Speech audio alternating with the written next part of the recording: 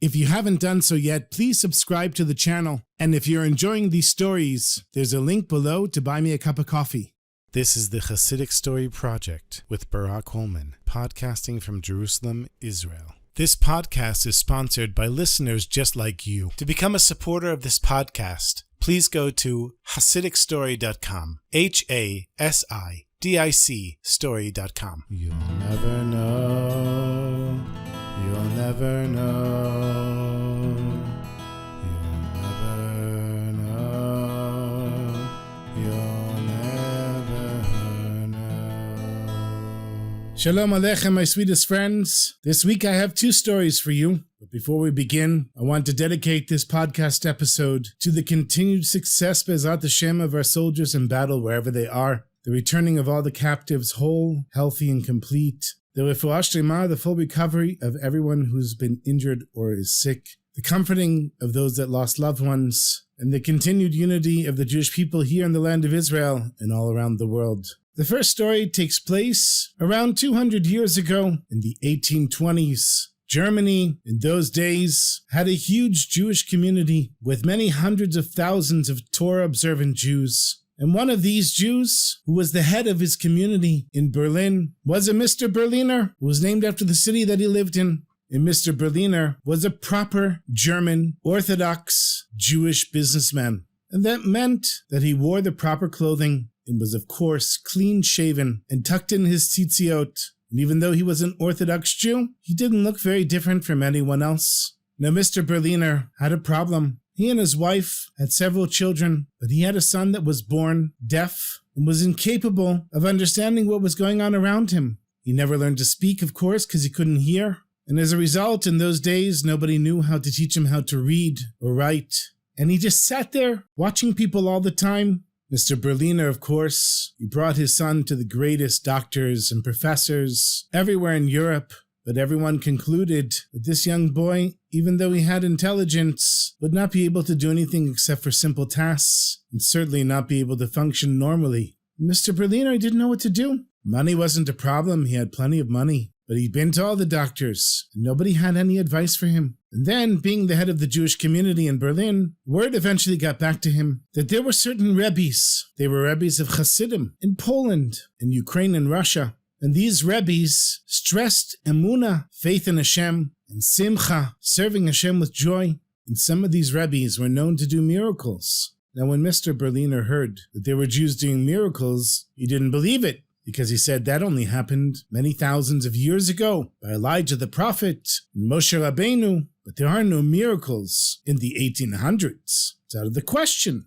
And this thing about joy and excitement and faith in Hashem, in Germany, everything was done proper, normal, in a balanced way. It didn't make any sense to behave like that. That's not a Jewish way of behaving. And German Jews never spoke about miracles, that's for sure. But as he asked around and made more inquiries, people started telling him that there was a Rebbe, Rabbi Yisachar Dovber of Radoshitz, who was also known as the Saba Kadisha, the Holy Grandfather. And he was a great genius in Torah, had a photographic memory. Thousands of Chassidim and people from all over Europe came to him for advice and blessings, and he also did miracles. So Mr. Berliner thought it over for a little bit, and he figured he's tried everything else, he's got nothing to lose. So he packed a briefcase filled with a lot of money, packed his bags, and got into his fancy carriage with his deaf and mute son, and had his driver take him to the synagogue of the Saba Kadisha in Poland. And when he arrived, the Rebbe's assistant at the time was Rabbi Shlomo of Radomsk, who himself eventually became a big Rebbe with many Chassidim of his own. And the Radomsker said, "You'll have to get in line. I'll call you when it's your turn." And a few hours later, Mr. Berliner and his son were welcomed into the Saba Kadisha's room. And when Mr. Berliner entered the room, immediately the old rabbi, sitting behind the table, had a light coming out of him. And it made such a deep impression on him. He understood that all of these stories and rumors about tzaddikim doing miracles, they might be true. And the Rebbe asked Mr. Berliner what he needed. Mr. Berliner said, "Rebbe, I've been everywhere. Since my son was born, I've been taking him to doctors and professors and all kinds of experts, and everyone tells me that he can't be healed." And he started crying, and he's weeping as he's explaining. He says, Rebbe, please, if you can heal my son, I will give you all of my wealth. I'll give you everything. And Rebbe, I'm a very wealthy man. To start with here, take a look at what I brought in the briefcase. And he opens it up, and the Rebbe sees stacks of German marks. And Mr. Berliner takes out the money and says to the Rebbe, take it, please. If you can cure my son, I'll give you all of my money. I'll give you everything. And then the father started crying, and he looked over to his son, who had no idea what was going on. In the Tzaba Kadisha, he looks at Mr. Berliner, he looks at the deaf boy, and he nods his head, and he says, my sweetest friend, I want to make a business deal with you. You're a businessman, so you understand how business deals work, right? And Mr. Berliner said, yes, of course. That's how I made all this money, through business deals. So the Rebbe said, I want you to keep your money. I'm not interested in it at all. And you can continue being a businessman and investing your money and giving tzedakah, of course. But in this business deal, your money is not worth anything. So Mr. Berliner was paying attention. He didn't expect this. And the Rebbe said, here's the deal. I'm offering you something, and you tell me if you're interested in taking it. So Mr. Berliner, he leaned forward, waiting to hear the Rebbe's message. The Rebbe says, all I want from you is a promise. I want you to promise that you won't trim your beard. You won't touch it. And also you'll let your payas, your side locks, grow from now on. So Mr. Berliner, he never had a beard in his life. He was clean shaven. And of course he would never grow out his side locks. So he says to the Rebbe, wouldn't you rather have all the money that I have? I mean, what's it to you that I have a beard? I'm willing to give you millions of marks. You don't understand how wealthy I am, Rebbe. Imagine all the good you could do with this money. And you know, Rebbe, as far as a businessman goes in Germany, if you have a beard and payas, you look like a primitive, like a savage. No one would ever do business with me. Germans are all about being clean and tidy. I'm the president of the Jewish community. Do you think anyone would respect me if I had a beard and a full beard? Not to trim it at all? And payas? Rebbe, please. You talked about a business deal, so I'll offer you a different deal. I'll give you all of my money, and you heal my son. And the Rebbe just sat there with his arms crossed, looking at Mr. Berliner. And Mr. Berliner realized that the Rebbe wasn't budging. He said, please, Rabbi, I'll do anything, but please don't ask me to grow a beard and pay us. Think of all the good you could do with the money that I'm going to give you. Please, Rabbi, please reconsider. I can't grow a beard. How can I show my face to my friends and family? And what will people think of me? They'll think I lost my mind. And the Rebbe simply looked at him with his kind eyes. And he said, if you truly want your son to be healed, you will have to promise to grow a beard and pay us. I'll wait a little bit longer. The decision is yours. But after that, there are many people waiting in line, just like you were. They all have problems, and they all want to come for advice. So spend a few minutes and think about it, but that's it. After that, the offer will no longer be on the table. And Mr. Berliner's face was going through contortions. He was crying, and he closed his eyes and opened his eyes, and he almost wanted to pinch himself and say, is this real? I will be the outcast of all of Germany. No one will ever respect me again. But then he looked at his son, and he stroked his hair, and he kissed his son on the forehead. And he knew as a father, he was willing to give up his respect and his success if it meant to heal his son. So he said to the Rebbe, I will agree to grow a beard and pay us. But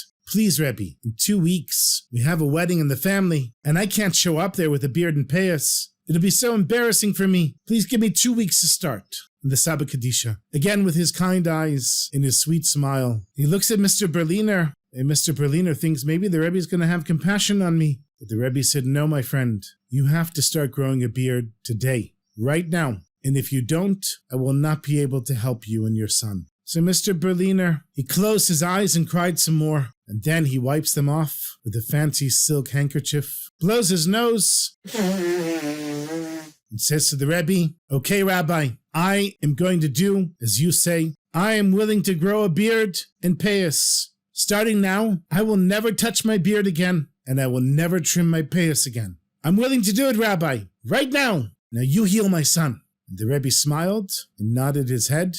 And the Rebbe put out his hand to shake Mr. Berliner's hand. And the Rebbe said, isn't this how you do a business deal? On a handshake?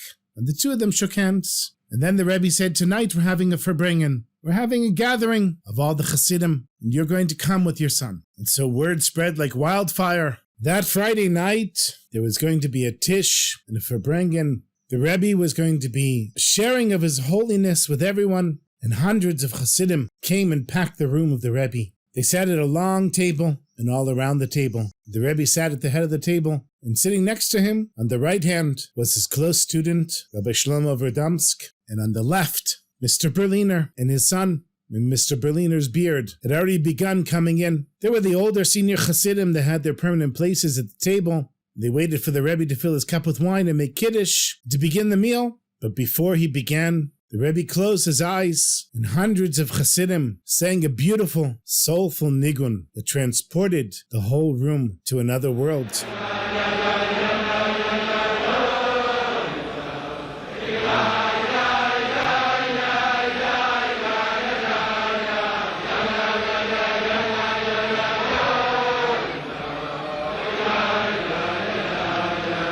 And then suddenly the Rebbe opened his eyes, and he stands up and lifts the silver cup for making Kiddush. And after he made the blessing, he sat down and drank half of the cup.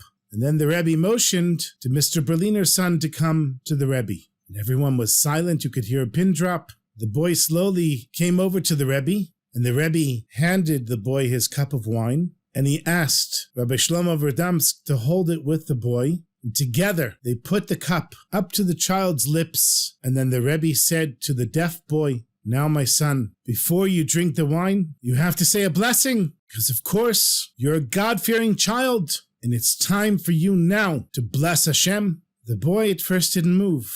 He didn't really know what was going on. He looked at the wine, he looked at the Rebbe, he looked back at the wine, and then he said, "Baruch Ata Hashem Melech Ha'olam Borei Pri Hagafen." And then he took a sip of the wine, and everyone was in shock. Mr. Berliner, he starts laughing and crying at the same time. He goes and hugs his son, and everyone around him hugged him and hugged his son. Everyone except for the Rebbe. The Chassidim broke out in joyous singing.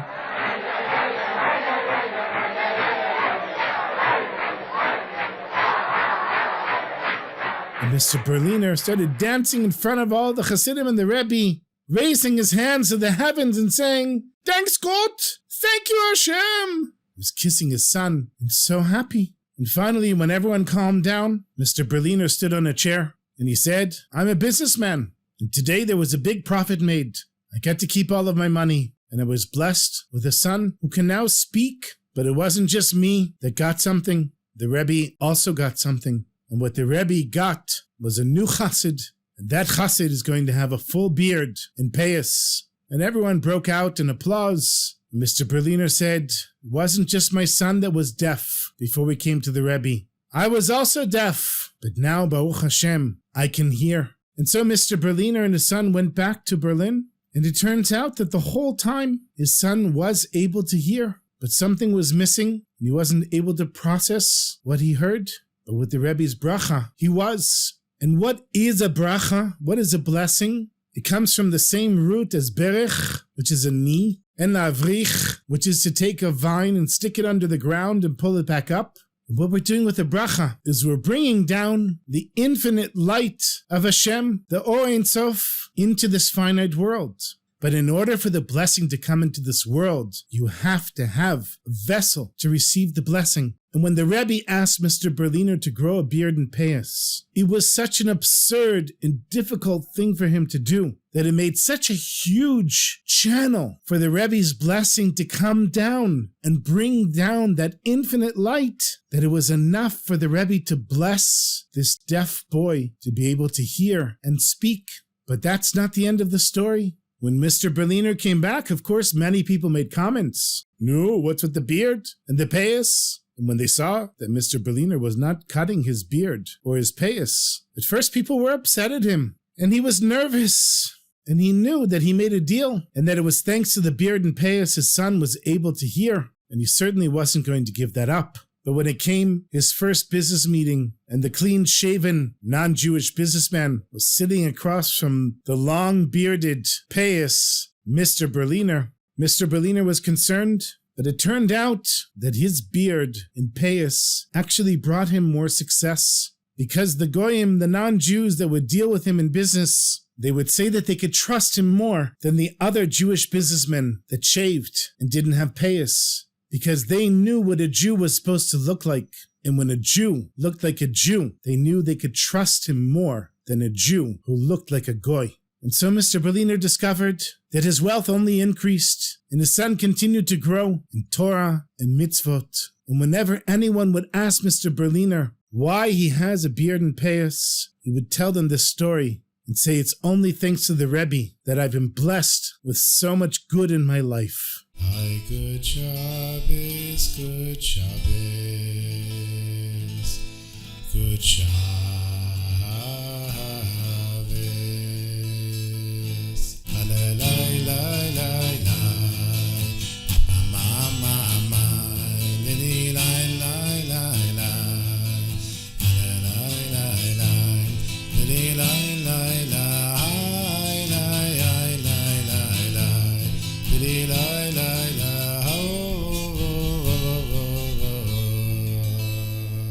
I have one more story for you. Rabbi Yaakov Landau was a Chassid of the 5th Lubavitcher Rebbe, the Rebbe Rashab. But, of course, all the Chassidim were close with the Rebbe in one way or another. But this rabbi, Rabbi Landau, he was so close to the Rebbe and such a great scholar that the Rebbe decided to turn him into the house rabbi, meaning that any halachic questions that came up in the household of the Rebbe, meaning if a chicken was kosher or something was allowed on Shabbos, all of the questions would be asked to Rabbi Landau. And of course, Rabbi Landau was a completely devoted chassid of the Rebbe. In addition to being a great Torah scholar, he was also knowledgeable in worldly things and became an expert in home remedies for all kinds of illnesses and ailments. And at the time, there was a terrible breakout of typhus in Russia. This was in the early 1900s. And typhus, thank God we don't know about it today, but it was very contagious and a deadly disease. And Rabbi Landau had the opportunity to use his homemade remedies because the doctors had no way of treating typhus. And on top of it, they didn't want to come close to somebody who had it because it was so contagious. Rabbi Landau, he figured he's doing a mitzvah and Hashem is going to keep him safe. And so he succeeded in healing hundreds of Jews who contracted typhus, but unfortunately, he also got the disease himself. And over a few days' time, he lost consciousness, and people weren't sure if he was even going to pull out of it, until eventually, several weeks later, he began to recover. The only problem was, when Rabbi Landau was unconscious and sick, the Rebbe Rashab had passed away, and of course he didn't know. And every day, Rabbi Landau was taken out of his room, outside to the sun, in order to get some fresh air and try to strengthen himself. And of course, as he was recovering, he kept asking everybody, how is the Rebbe doing? But the Chassidim had decided amongst themselves not to tell Rabbi Landau that the Rebbe had passed away. So they would say the Rebbe is doing fine, but Rabbi Landau sensed that something was wrong, because everyone kept saying the Rebbe is doing fine, till eventually he found a Chassid who didn't know about this agreement. And he said, what's with the Rebbe? And the Chassid said, what do you mean? He died. And this was such a blow for Rabbi Landau. It would be a blow for any chassid, but all the more so somebody so close to the Rebbe like him. There was a soul connection between the Rebbe and Rabbi Landau. And Rabbi Landau went into a type of deep sadness upon hearing about the passing of the Rebbe. And that night he wrote a short letter, folded it up, put it in an envelope, and the next morning, when he was taken outside and ran into the same chassid that had told him the Rebbe had passed away, he asked him to please put this letter on the Rebbe's grave and not to tell anyone about it. And in the letter he wrote that he wanted the Rebbe to please take his soul out of his body and take him out of this world so that he could be bound up with the Rebbe in the world to come. Because what kind of life was it to be a chassid without his Rebbe and his dear friend? And 2 days later, the Rebbe's son, Rabbi Yosef Yitzchak, who eventually became the 6th Lubavitcher Rebbe, the Friedecker Rebbe, he came to visit Rabbi Landau, and he pulls up a chair next to the bed. And Rabbi Landau was laying in the bed with the sun on him coming in through the window, and he leans in close to Rabbi Landau and he says, Rabbi, I was just by my father's grave. And Rabbi Landau said, really? And Rabbi Yosef Yitzchak said, yes. And he gave me a message to give over to you. And now Rabbi Landau, with all of his strength, he propped himself up in bed, ready to hear an answer from beyond this world, from the world to come, from the Rebbe himself. And when the Rebbe's son saw that Rabbi Landau was ready, he said, my father said, stop making stupid requests. And Rabbi Landau realized, as bound up as he was with the Rebbe, it was a silly thing to ask for, because Hashem didn't create us to be out of this world. Hashem created us to elevate this world. And if you're truly a chassid of the Rebbe, like Rabbi Landau saw himself, you wouldn't make a stupid request like asking the Rebbe to take you out of this world. You would have asked the Rebbe to give you strength to be successful in your mission in this world.